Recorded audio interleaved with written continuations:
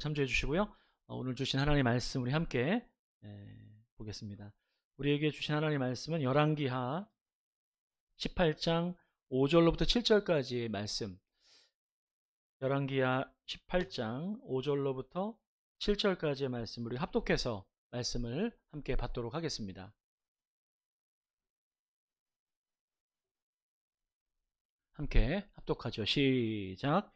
히스기야가 이스라엘 하나님 여호와를 의지하였는데 그의 전후 유다 여러 왕 중에 그러한 자가 없었으니 곧 그가 여호와께 연합하여 그에게서 떠나지 아니하고 여호와께서 모세에게 명령하신 계명을 지켰더라. 여호와께서 그와 함께 하심에 그가 어디로 가든지 형통하였더라. 저가 아수르 왕을 배반하고 섬기지 아니하였고. 아멘. 내선일체라고 하는 이 말은 일본인과 조선인, 즉 한국인은 일본인과 같은 조상이다 라고 하는 그 동족 동일론에서 나온 이론을 바탕으로 해서 역사적으로 일본과 조선은 한 몸이다 라고 하는 일본 사람들의 역사의식 가운데 나온 이론입니다. 내선일치라고 하는 내선일체라고 하는 그 내는 내지인 일본을 가리키고요. 선은 조선의 그 선을 가리킵니다. 우리나라죠.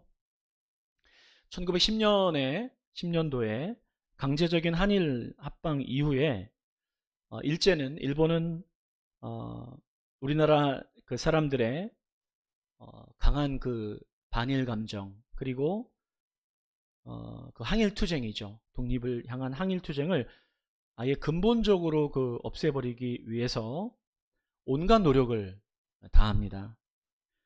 그 중에서도 이 내선일체는 우리에게 아주 치명적인, 우리나라에게 치명적인 위협을 가져다 줍니다. 조선인의, 우리나라 사람의 민족 혼을 말살해야 완전한 식민지를 이룰 수 있기 때문에 그렇습니다. 이것을 위해서 일제는 그 일본을, 특별히 일본은 그 일본 말을 공용화합니다. 그래서 학교를 비롯해서 모든 공공기관에서 우리말을 사용하지 못하고 일본말을 사용해야 했습니다. 만약에 일본어를 사용하지 못하게 되면, 그렇지 못하게 되면 이제 순찰하는 그 헌병 경찰들이죠. 순찰하는 헌병 경찰들이 지금으로 표현한다면 위반 딱지를 이렇게 떼듯 일본어를 하지 못하는 사람들의, 우리나라 사람들의 그 가슴팍에다가 방언찰이라는 세 글자를 이렇게 써가지고, 그러니까 말 못하는 자다 이런 의미죠. 그래서 그 명찰을 붙여줬다고 해요. 패찰을 붙여줬다고 합니다. 모욕을 주는 거죠. 그러니까 수치심을 주어서라도 일본말을 쓰게 하려는 의도를 가지고 있을 정도였습니다. 더불어서 그 당시에 그 학교에는 호안된, 제가 일본어는 잘 못해서 그냥 그대로 이제 읽어드리면 호안된, 이게 우리말로는 봉안전 이렇게 말하더라고요. 그러니까 봉안전을 설치를 일본이 감행했습니다. 학교 같은 곳에요. 공공기관이죠. 그 전을 마련하는 거예요. 사당 같은 거죠. 그러니까 이곳에다가 천황과 황후의 그 이제 초상 그림, 그 사진 같은 것들을 모셔두고 이제 일본 사람이 되기 위한 어떤 그런 학교에서의 그 교육 헌장과 같은 것들도 적어가지고 그곳에다가 이렇게 안치해두는, 그래서 그곳을, 그 봉안전을 지나갈 때마다 학생들이 멈춰서야 됩니다. 멈춰서서 자세를 바르게 하고 거기서 의식을 치러야 돼요. 목례를 하고 그런 행위를 치르게 합니다.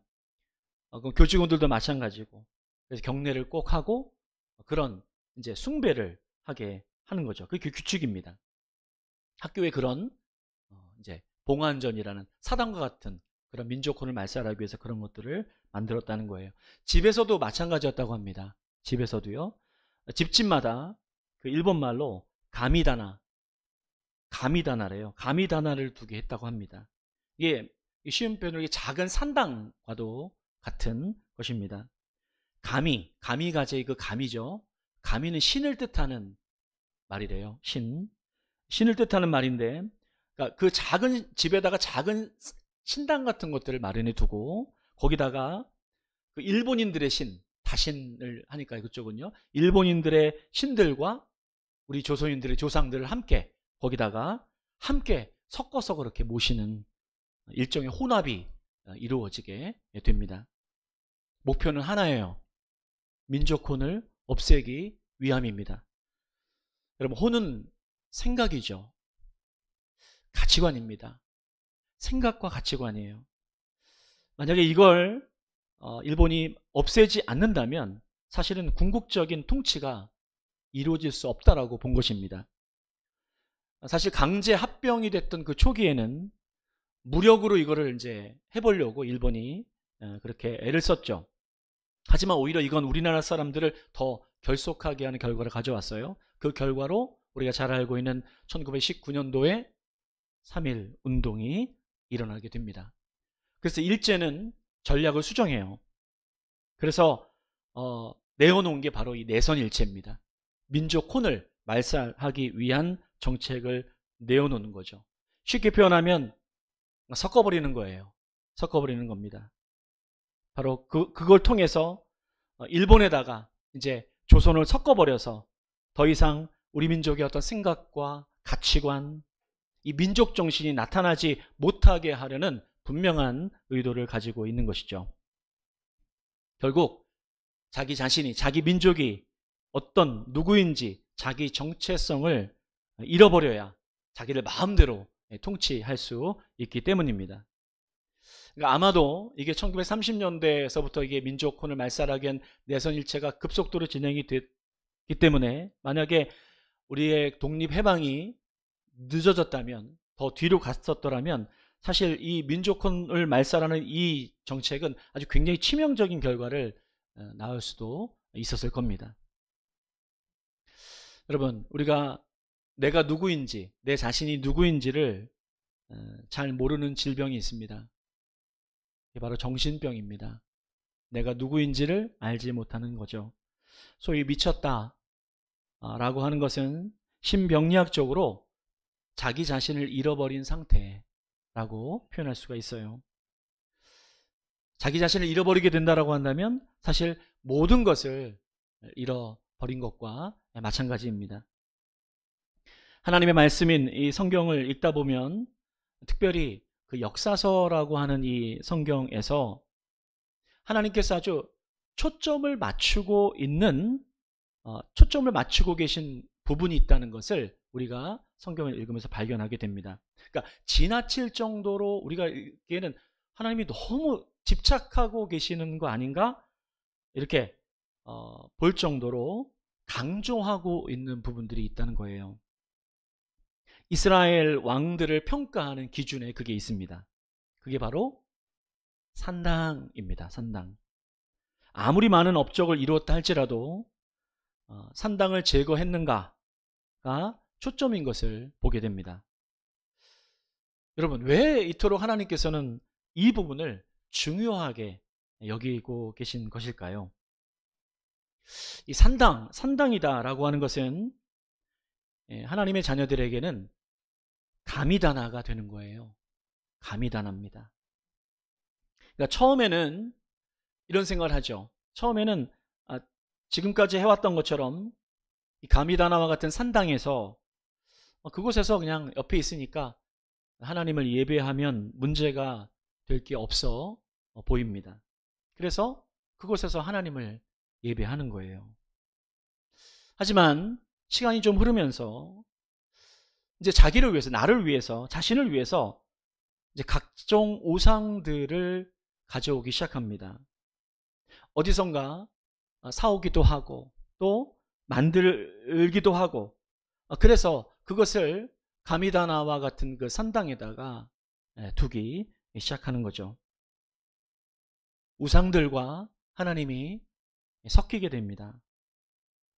그러면서 그것이 곧 이 하나님의 이 자녀들에게는, 우리들에게는 내가 우상의 자녀인지 아니면 하나님의 자녀인지를 헷갈리게 되는 거예요. 결국 하나님의 자녀들이 내 자신이 누구인지를 잊어버리고 바알에게로 또 아세라의 그 품으로 파고 들어가게 됩니다. 마치 자녀가 그 어미의 그 젖을 찾듯이 파고 들어가는 거예요. 실제 아세라는 바알이라는 그 우상의 부인되는, 아내 되는 그 신입니다. 아세라의 그 모양을 보게 되면, 그래서 그 여자의 가슴을 크게 드러내서 형상화하고 있는 실제 그런 모습의 우상입니다. 내가 누구인지 자기의 정체성을 잃어버린 채 좀 멍하게 그러한 그 귀신의 우상의 그 품에서 그 정신병에 걸려 있는 당신의 자녀들을 바라보시는 하나님의 마음이 어떨까라고 한번 생각을 해보게 됩니다. 그래서 하나님께서는 이 가미다나와 같은 산당을 그래서 제거하기를 간절히 바라셨던 거예요. 잃어버린 자녀들을 그대로 둘 수 없었던 것이죠. 하나님과 우상이 이렇게 섞여버리는 것, 혼합되는 것을 혼합주의라고 합니다. 혼합주의가 무서운 것은요, 무엇이냐면 본래의 고유의 정신을 잃어버리는 거예요. 그래서 산당을 제거하지 않는다면 언제 어디서 우리의 정신을 또 혼을, 우리의 그 가치관을 잃어버리게 되는 어떤 그런 잃어버리게 하는 어떤 그 마귀의 어둠의 영들의 그 칼날이 우리를 집어삼키게 될지 모른다라고 하는 것이 큰 위험이다라고 말씀드릴 수가 있습니다. 1년 만에 다시 변두리 우리 교회에 전해지고 있는 말씀이 있습니다. 바로 이 산당입니다. 그래서 지난주 말씀의 제목이 여전히 산당이었어요. 여전히 산당. 저는 여러분들에게 지난주 말씀을 얼마나 기억하고 계신지 제가 묻지 않으려고 합니다. 그게 목표가 아니에요. 그것보다 다시 우리 공동체에게 1년이 지난 이 시점에 다시 묻고 계시는 이 하나님의 질문을 저와 여러분들이 함께 듣기를 원합니다. 과연 우리에게 아직도 여전히 남아있는 산당이 있는가라고 하는 것이에요. 여러분, 산당을 제거한다 라고 하는 것은 쉽지 않은 일입니다. 성경을 읽어보시면서 나 같으면 확 그냥 이렇게 없애버릴 수 있을 것 같은데, 저도 성경을 읽다가 이거 왜 못 없애? 이런 생각을 여러 번 했어요. 하지만 산당을 제거하는 건 쉽지 않은 일이에요. 사실 성경이 그 어려운 부분에 대해서 말씀을 해주고 있습니다. 대부분 산당을 제거하지 못했어요. 아시다시피 이스라엘의 남유다 왕을 기준으로 해서 남유다 왕이 20명 됩니다. 통일시대 빼고, 통일시대 합치게 되면 23명이지만 20명을 기준으로 하게 되면 산당을 제거한 왕은 딱 10%입니다. 그럼 여러분 아시겠죠?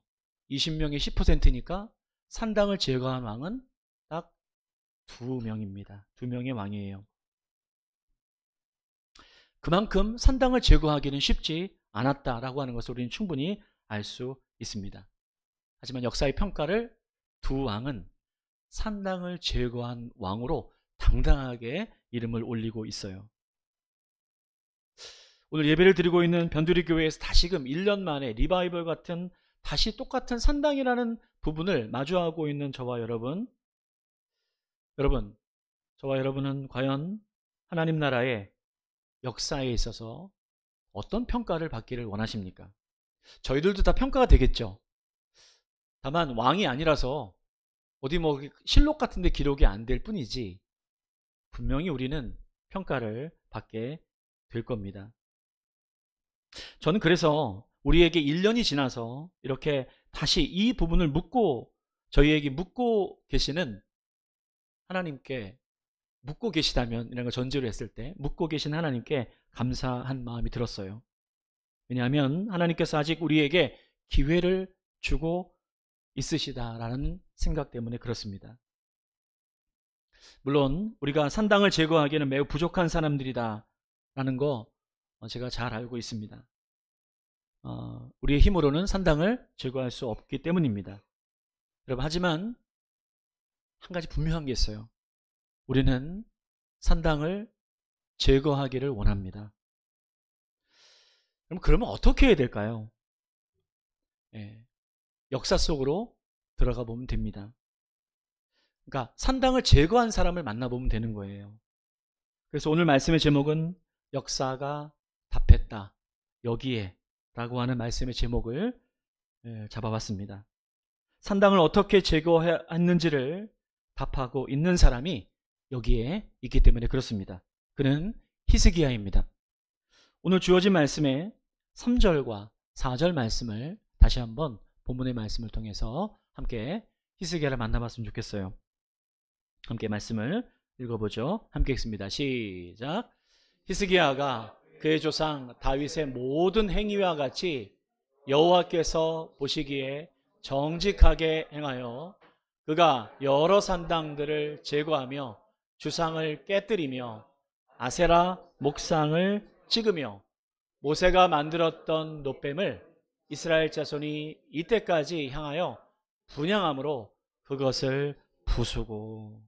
아멘.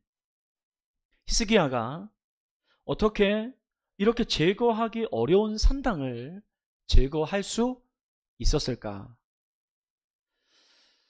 히스기야라는 이 왕의 이름의 뜻은요, 이런 뜻입니다. 여호와 하나님은, 같은 말이죠, 여호와는 강하시다 라는 뜻이에요. 여호와는 강하시다. 이름이 그 사람을, 그 왕을 대변하는 전부는 아니지만 히스기야에게 하나님은 모든 신들 가운데 가장 위대하시고 강하신 분이 바로 하나님이시다 라는 믿음을 가지고 있었던 사람이었습니다. 그러니까 바알을 비롯한 다른 어떤 신들과 우상들이 그에게는 아무런 쓸모와 가치가 없게 돼버린 거예요. 그래서 그 우상들을 무너뜨릴 수 있었고, 그 우상들이 세워져 있는 그 산당들을 파헤치고 제거해버릴 수 있었던 것입니다. 바로 이 히스기야의 이런 하나님은 강하시다라고 하는 하나님에 대한 신뢰를 잘 보여주는 사건이 일어납니다. 히스기야가 죽을 병에 걸리게 되죠. 그 죽을 병에 걸리게 되었을 때, 여러분, 죽을 병에 걸리게 되었다는 게 여러분 내일이 아니니까 여러분 죽을 병에 걸렸나 보다 이렇게 지나갈 수 있지만 이 엄청난 일 아닙니까? 우리는 얼마나 이 아픔과 죽음에 대한 두려움 가운데 있습니까? 근데 히스기야가 왕이지만 죽을 병에 걸리게 돼요. 함께 가까이 있던 이사야가 당신은 죽을 것입니다, 그렇게 예언도 하게 되니 이거 뒤로 빼도 어떻게 할 수도 없게 된 상황이 되어버립니다. 바로 그런 사실을 본인이 알게 되었을 때, 자기가 죽게 되었다는 것을 알게 되었을 때 히스기야가 보여주는 태도는 그가 하나님을 어떻게 그가 믿고 있는지를 보여주는 아주 좋은 예입니다. 그의 모습을 이사야 38장, 이사야는 1절로부터 3절 말씀에서 이 히스기야의 모습을 이렇게 표현해주고 있어요. 자, 이 말씀 이사야 38장 1절로부터 3절까지의 말씀을 우리가 함께 한번 읽어보도록 합니다. 함께 읽죠. 시작. 그때에 히스기야가 병들어 죽게 되니 히스기야가 얼굴을 벽으로 향하고 여호와께 기도하여 이르되 여호와여 구하오니 내가 주 앞에서 진실과 전심으로 행하며 주의 목전에서 선하게 행한 것을 기억하옵소서 하고 히스기야가 심히 통곡하니. 왕이기 때문에 모든 의료와 그 수많은 어떤 그런 인간적인 방법들이 히스기야에게는 다 적용될 수 있었던 게 분명합니다. 그런데 그러한 것들을 무시했다는 게 아니라 히스기야는 하나님 앞으로 갑니다. 왜요? 가장 강한 분이시니까. 죽음이라고 하는 그 어떤 것도 해결할 자신의 힘으로, 아니 의로의 힘으로도 이거 확률적으로도 어려운 그 죽음의 문제를 가지고 하나님 앞으로 갑니다. 바알, 아세라 다 필요 없어요. 기웃되지 않습니다. 그 하나님 앞으로 가서 그 무릎을 꿇습니다. 그리고 그 벽 앞에 눈을 거의 부질 정도로 그렇게 기도하는 모습을 보여주죠. 왜 그랬을까요? 물론 이스라엘 유대인들은 벽을 보고 기도하는 것이 그들의 일상적인 모습이기도 합니다. 근데 왜 그렇게 벽을 바라볼까요? 다른 것을 보지 않겠다는 뜻입니다. 의지예요. 오직 살아계신 강하신 하나님을 바라보며 나아가겠다라고 하는 그의 전적인 의지입니다. 그래서 이 히스기야는 하나님을 그가 어떻게 신뢰하고 있는지를 잘 보여줍니다. 하나님께서 이 히스기야의 기도를 다행히 들으셨어요. 그래서 그에게 살 수 있는 15년의 시간을 더 허락하십니다. 여기에서 이 말씀하고 있는 것은 히스기야처럼 기도하면 병을 고칠 수 있다라는 것이 초점이 아닙니다. 히스기야가 하나님을 어떤 분으로 바라보고 있는지 그의 하나님을 향한 태도가 핵심입니다. 그가 의지하고 있는 건 여러 가지가 아니에요. 오직 하나님 한 분이에요. 우리가 찬양 중에 주님 한 분만으로 나는 만족해, 그 찬양 우리 흥겹게 잘 부릅니다만 진짜 그럴까요? 우리는 우리의 위험과 아픔과 그 어려움 속에서 가장 먼저 달려가고 있는 그분이 과연 누구인가? 그 모습을 보게 되면 우리는 누구를 의지하고 있는가를 알게 되죠. 히스기야는 다른 걸 의지하지 않습니다. 기웃되지 않아요. 그 하나님 앞으로 달려갑니다. 왜냐하면 하나님은 가장 강하신 살아계신 하나님이시기 때문에 그렇습니다. 이것저것 의지하지 않고 나아갑니다. 하나님에다가 다른 것들을 섞지 않아요. 순전히 하나님만 바라봅니다. 그의 바로 그 의지의 그 태도가 오늘 우리에게 주어진 이 본문의 말씀 가운데도 드러납니다. 오늘 본문의 말씀은 열왕기하 18장의 말씀인데요. 이 열왕기하 18장 5절 말씀은 이것을 우리에게 히스기야의 이 태도를 좀 더 우리에게 보여줍니다. 18장 5절 말씀 우리가 함께 읽어보도록 합니다. 함께 읽죠. 시작. 히스기야가 이스라엘 하나님 여호와를 의지하였는데 그의 전후 유다 여러 왕 중에 그러한 자가 없었으니. 아멘. 하나님을 의지하는 순결한 의지가 히스기야의 전부입니다. 여러분, 바로 이것이, 이 히스기야가 바로 이 하나님을 의지하는 이 태도가 그로 하여금 산당을 제거하는 원동력이요 힘이 되는 것입니다. 머뭇대지 않고 주저하지 않고 산당을 무너뜨릴 수 있었던 것은 그의 하나님을 향한 이 의지의 분명한 태도 때문에 그렇습니다. 결국 하나님을 의지하는 깊이와 정도가 다른 어떤 뛰어난 역대 왕들과 비교 불가라는 사실을 말씀해 주고 있어요.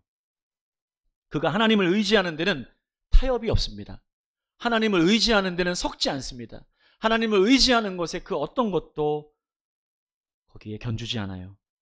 에이, 그거 너무 광신적인 거 아니야? 에이, 그거 너무 외골수적인 거 아니야? 아마도 이런 말들이 히스기야를 향했을 거예요.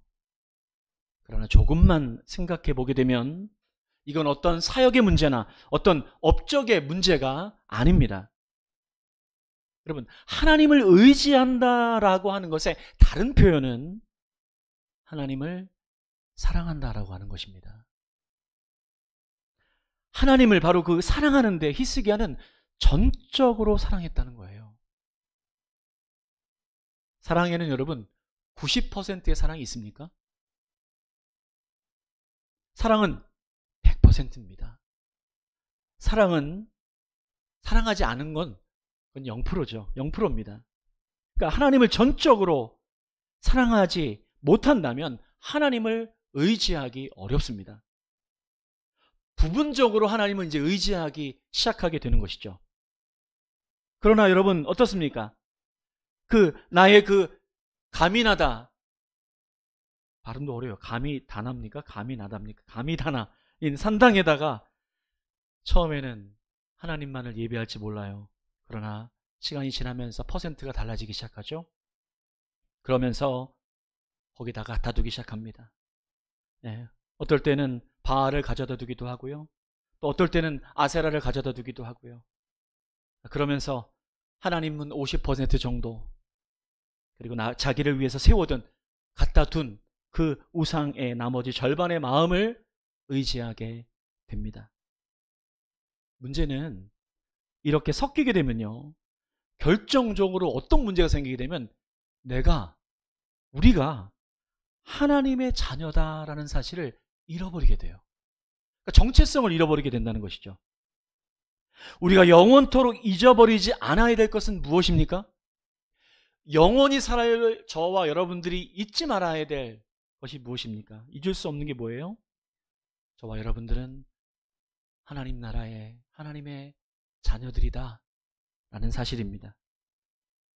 하나님 나라의 자녀는 하나님을 전적으로 100% 의지하고 신뢰하는 자입니다. 그가 산당을 제거할 수 있는 자죠. 바로 그가 히스기야입니다. 저와 여러분 모두가 하나님을 전적으로 사랑하고 그 하나님을 100% 의지하는 저와 여러분 되기를 소원합니다. 이 하나님을 의지하는 이 히스기야의 이러한 태도를 성경은 우리에게 좀 더 자세하게 그 의지하는 게 도대체 무엇인지를 좀 더 풀어주고 있어요. 이어지는 6절의 말씀입니다. 6절의 말씀 우리 함께 합독해서 읽어보도록 하죠. 함께 읽습니다. 시작. 곧 그가 여호와께 연합하여 그에게서 떠나지 아니하고 여호와께서 모세에게 명령하신 계명을 지켰더라. 아멘. 히스기야는 하나님을 떠나지 않았는데 그것을 하나님과 연합했다라고 말씀하고 있어요. 연합하기 위해서는요, 한 가지가 반드시 가능해야 됩니다. 연합하기 위해서는 그것은 뜻이 맞아야 연합할 수가 있어요. 뜻이 맞아야 됩니다. 연합과 관련해서 아주 유명한 말씀이 성경에 나와요. 여러분도 아실 겁니다. 형제가 연합하여 동거함이 어찌 그리 아름다운고, 시편의 말씀이에요. 연합 예배 드릴 때 많이 인용되는, 설교로 많이 호출되는 말씀이기도 합니다. 근데 연합이 잘 안 돼요. 그 말씀을 전한다고 연합이 되지 않습니다. 또 문제는 잘못된 연합도 되게 많아요. 연합은 뜻이 맞아야 됩니다. 근데 이게 사람의 뜻에, 하나님의 뜻이 아닌 다른 뜻에 맞추게 되면 많은 부작용들을 낳게 됩니다. 근데 부작용이 없는 뜻이 있어요. 오히려 선한 능력이 있는 뜻이 있습니다. 바로 하나님의 뜻입니다. 하나님의 뜻에는 부작용이 없어요. 히스기야는 이 하나님의 뜻을 잘 알고 있었습니다. 그래서 조금 전에 우리가 읽었었던 그 말씀의 후반부에는 이렇게 나와 있죠. 여호와께서 명령하신 계명을 히스기야가 잘 지켰더라. 이 표현은 히스기야가 하나님의 뜻대로 행하였음을 표현해주고 있는 똑같은 표현입니다. 두 번 반복하고 있는 것뿐이에요. 그러니까 히스기야가 산당을 제거할 수 있었던 것은 그의 뜻과 힘이 아니란 사실이에요. 그는 하나님의 뜻에 자기의 뜻을 맞추기 시작합니다. 흉내만 내지 않아요. 자기의 뜻을 하나님의 뜻으로 조정하기 시작합니다.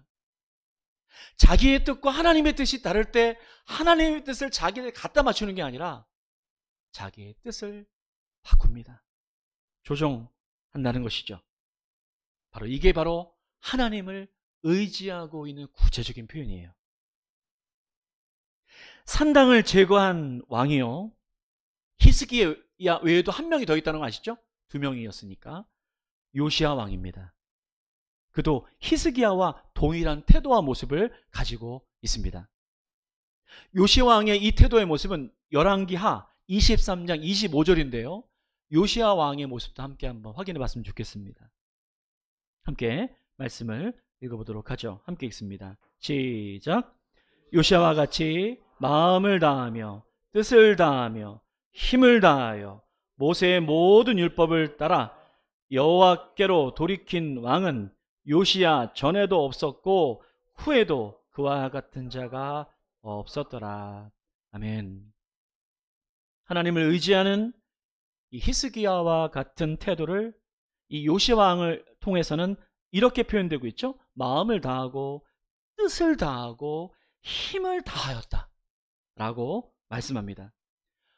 몸만 흉내내는 것이 아니라 마음도 같이 움직였다는 것이죠.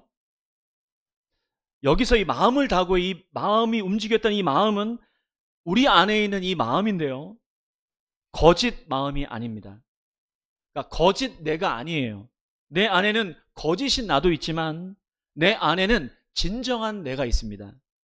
그게 바로 나입니다. 바로 거기에 성령께서 내주하시죠. 마음을 다했다라고 하는 것은 진정한 마음이 움직이고 있다는 것을 의미합니다. 그래서 우리는 이 마음을 지키는 게 매우 중요한 거예요. 여러분이 마음 지킴바를 하셔야 된다는 얘기를 설교 광고를 통해서 말씀하고 있는 거예요. 뜻을 다합니다. 뜻을 다한다는 것은 하나님의 뜻에 나의 뜻을 맞추는 것이다라고 말씀을 드렸습니다. 그래서 우리는 하나님의 뜻을 제대로 알아야 됩니다. 여러분, 이 시대는요, 하나님의 뜻이 많이 훼손되어 있습니다. 자기의 뜻을 그러니까 사람의 뜻을 마치 하나님의 뜻인 것처럼 호도하는 일들이 너무 많이 벌어지고 있어요. 이 시대가. 그 파급력도 매우 커요. 어떻게 해요? 규모가 아주 매우 크고 사람이 아주 많이 모여서 열광하는 그것일수록 잘 살펴봐야지 됩니다. 기독교의 이름으로 연합하는 모임에 거기에 모여드는 사람의 숫자가 중요한 게 아니라 과연 그게 하나님의 온전한 뜻인지를 분별해야 됩니다. 사람들의 숫자가 많이 모인다고 해서 그게 하나님의 뜻이라고 보기 어렵다는 것입니다. 요시야는 하나 더 힘을 다했다라고 말씀하고 있어요. 하나님을 의지하고 사랑하는데 하다가 만 게 아니라 힘을 다했다는 거예요. 힘을 다했다는 건 에너지를 사용했다는 겁니다. 에너지를 다 사용했다는 거예요. 그러니까 전력 투구했다는 겁니다. 하나님을 의지하는데. 하나님을 사랑하고 의지하는 태도에는요, 우리의 힘과 정성이 거기에 들어간다는 것을 말씀하고 있어요. 우리는 살다가 매우 쉽지 않은 일을 겪을 때가 참 많이 있습니다. 여러분, 하지만 포기하지 않고 하나님을 의지하는데 온 힘을 다하게 될 때 놀라운 것은 그렇게 하면 할수록 힘이 들지 않게 됩니다. 신비하죠? 하나님을 의지하고 사랑하는 일에는 비록 내 힘으로 시작했을지 모르지만 하나님을 사랑하는 그 일에는 신비함이 있어요. 힘들지 않아요. 힘을 다할수록, 하나님을 의지하는 것에 온 힘을 다할수록 감당할 수 있는 힘과 용기를 주십니다. 이런 사람들이 산당을 제거할 수 있는 거예요. 저는 변두리교회와 함께하는 우리 형제 자매님들, 저와 여러분들이 이 주님의 물으심에 이제 답변하기를 원합니다. 그것은 우리의 삶에 하나님을 의지하기도 하고 다른 것을 붙들고 싶은 그 여지를 내어주는 산당을 제거하겠다라고 하는 주님 앞에서의 진실한 고백을 드렸으면 좋겠습니다. 맞습니다. 여러분, 산당을 제거한다라고 하는 것은 하나님을 의지하는 것을 빼앗아 가는 그 어떤 것들을 그 놓아두는 높아져 있는 가미다나와 같은 하나님을 의지하기보다 다른 것을 의지하려는 그 여지를 아직도 남겨두고 있는 바로 그 내 안의 산당을 무너뜨리는 것이에요. 왜요? 우리 하나님은 강하신 하나님이시니까. 유일한 살아계신 하나님이시니까. 바로 그런 히스기야에게, 요시야에게 주시는 하나님의 은혜가 여기에 있습니다. 오늘 본 말씀의 마지막 본문의 구절이죠. 열왕기하 18장 7절은 그런 하나님의 사람들에게 이런 은혜를 허락하십니다. 함께 말씀 읽어보도록 하죠. 함께 읽습니다. 시작. 여호와께서 그와 함께 하심에 그가 어디로 가든지 형통하였더라. 아멘. 이 형통을 이렇게 표현받은 사람들의 대표적인 사람들 가운데 첫 번째 사람에 드는 사람이 요셉인 거 기억하시죠? 요셉이 늘 하나님과 함께 형통한 복을 누리게 됩니다. 왜일까요? 요셉과 히스기야와 요시야의 공통적인 분모의 모습이 있습니다. 하나님을 전적으로 의지합니다. 다른 것에 눈을 돌리지 않아요. 그들에게 산당이 없어요. 여지가 없어요. 오직 하나님, 그 하나님을 전적으로 의지하는 것에 온 힘을 기울이는 사람들입니다. 우리 삶에 하나님을 의지하기보다 다른 것들을 붙들어 보려는 여러분 산당이 왜 없겠습니까? 여러분, 이제 우리에게 하나님께서 말씀하십니다. 얘야, 네게 그 산당이 필요하니? 라고 말입니다. 여러분, 이것에 어떻게 우리가 답할 수 있겠습니까? 우리를 향한 하나님의 이 역사의 평가가 마음을 다하고 뜻을 다하고 힘을 다해서 하나님을 의지했고 그리고 그의 삶의 산당을 무너뜨린 하나님의 자녀였다라고 기록되는 은혜가 변두리 교회를 함께 섬기는 저와 여러분들에게 있기를 주님의 이름으로 축복합니다. 기도하겠습니다. 하나님, 저희들에게 물으실 때 하나님을 가장 내 삶에, 우리의 삶에 강한 분이시요, 또한 우리의 전적인 의지와 또 전적인 우리의 사랑을 받으실 유일한 분이신 것을 고백할 수 있는 저희가 되게 하여 주시옵소서. 내 안에 어느덧 마련해 두었던, 그냥 보고 두었던, 타협해 두고 있었던, 여지를 두고 있었던, 하나님보다 더 의지하려고 했었던 그 산당을, 내 안의 산당을 무너뜨릴 수 있는 주님 향한 사랑과 의지가 우리 안에 회복되게 하여 주시옵소서. 주님을 바라보는 이 고백이 예배가 되게 해주시고 우리의 삶이 되게 해주시고 우리의 먼 훗날 주님 앞에 섰을 때 우리 안에 우리의 삶의 산당을 제거한 자랑스러운 하나님의 아들과 딸이었다라고 그렇게 평가받을 수 있는 저희들이 될 수 있도록 인도하여 주시옵소서. 감사합니다. 예수님의 이름으로 기도드리옵나이다. 아멘. 아멘. 다 함께 이루셔서 우리 함께 결단